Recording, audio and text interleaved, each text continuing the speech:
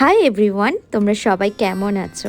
আশা করি সবাই খুব ভালো আছো। আর আজকে আমি তোমাদের সাথে এমন একটা রেসিপি শেয়ার করব যেটা গ্রাম বাংলার মানুষরা খুবই পছন্দ করেন। আমরা অনেকেই আছি এই পাতাটাকে কিন্তু চিনি না বা জানি না, বা কিভাবে খেতে হয় সেটাও জানি না। তো প্রথমেই তোমাদেরকে এই পাতাটার সাথে পরিচয় করিয়ে দিই। এটি গ্রাম বাংলার মাঠে চাষের জমিতে কিন্তু হয়ে থাকে, আর এটার নাম হলো ঘাটকোল পাতা। আর আজকে আমি এই ঘাটকোল পাতার রেসিপিটাই তোমাদের সাথে শেয়ার করব। আর আজকে আমার এই পাতাটা আনা হয়েছে আমারই গ্রাম থেকে। আমার ছোট কাকিমণি আমার জন্য পাঠিয়েছিল বেশ খানিকটা, সেটাই রান্না করব। তাই প্রথমে কড়াইতে পাতাটাকে ভালো করে ধুয়ে পরিষ্কার করে একটু কড়াইতে নরম করে নিচ্ছি, যাতে জলটা শুকিয়ে যায়। আর জলটা শুকিয়ে গেলে ভালো করে মিক্সিতে আমার পেস্ট করতে একটু সুবিধে হবে।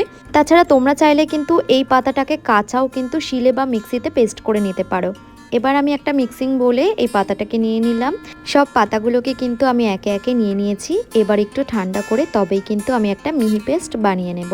এখানে আমি গোটা জিরে, বেশ কয়েকটা রসুন আর দুটো কাঁচা লঙ্কা আর একটা শুকনো লঙ্কা নিয়েছি। তোমরা চাইলে শুধু শুকনো লঙ্কা দিয়েও পেস্ট করতে পারো বা কাঁচা লঙ্কা দিয়েও। এবার আমি সব মশলাগুলোকে একসাথে নিয়ে একটা মিহি পেস্ট বানিয়ে নেব। দেখো আমি এখানে কিন্তু মিহি পেস্ট বানিয়ে নিয়েছি। ঠিক এরকম ভাবেই কিন্তু আমাদেরকে এরকম একটা পাতলা পেস্ট রেডি করে নিতে হবে। এরপর আমরা চলে যাব কড়াইতে তেল গরম করতে। তাই কড়াইটা বসিয়ে আমি কিন্তু তেল দিয়ে দিলাম।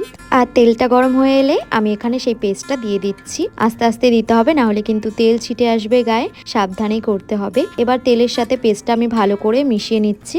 এরপর আমি দিয়ে দেব স্বাদ অনুসারে লবণ, আর দিয়ে দেব পরিমাণ মতো হলুদ গুঁড়ো। এখানে আমাদের হলুদের পরিমাণটা কিন্তু খুব সামান্য দিতে হবে, না হলে কুক করার পর দেখবেন হলুদের গন্ধ বেরোচ্ছে, তাই খুব সামান্য দিতে হবে। এবার আমি কিন্তু এই পেস্টটাকে অনবরত নাড়তে থাকবো যতক্ষণ না এই পেস্টটা শুকিয়ে আসছে। এভাবে অনবরত নাড়তে নাড়তে আমাদের পেস্টটা যখন ঠিক এরকম শুকিয়ে আসবে, তখন কিন্তু আমাদের বুঝে নিতে হবে আমাদের ঘাটকল পাতা বাটা কিন্তু একদম রেডি হয়ে গেছে। আর এভাবেই হাতে বেশ খানিকটা সময় ধরেই নেড়ে চেড়ে কিন্তু এই ঘাটকল পাতার রেসিপিটা বানিয়ে নিতে হবে। আর এই ঘাটকল পাতা বাটা রেসিপিটা যেদিন আমার বাড়িতে হয় সেদিন কিন্তু আমি অনেকটাই ভাত খেয়ে ফেলি। আর তোমাদেরকেও বলছি তোমরাও এই রেসিপিটা একদিন ট্রাই করে দেখো, বারবার খেতে ইচ্ছা করবে। Thank you for watching. আজকের মতো টাটা।